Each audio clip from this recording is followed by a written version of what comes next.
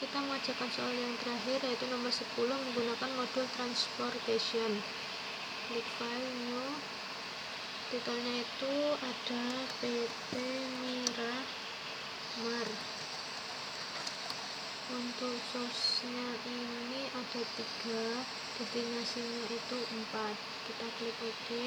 Destinasi pertama itu Solo, kedua itu Semarang, ketiga itu Surabaya, dan yang terakhir itu ada Jogja. Untuk source satunya itu ada bebek, yang kedua itu Scoopy, yang terakhir itu Matic. Untuk Solo itu 17.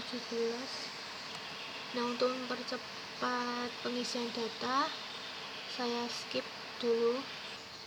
Ya, ini merupakan data yang sudah saya masukkan. Selanjutnya untuk mengetahui hasilnya kita klik source.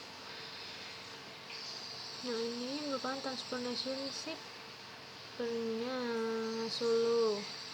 Untuk bebek 0, Scoopy 100, Matic 100, Semarang, Matic 500, Surabaya, bebek 400, Scoopy 100, Jogja, Scoopy 300. Selanjutnya marginal cost.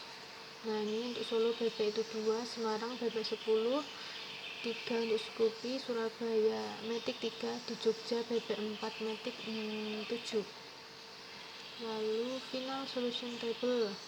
Ini untuk hasilnya Solo 2, 100, 100, Semarang 10, 3, 500, Surabaya 400, 10, 3, Jogja 4, 307.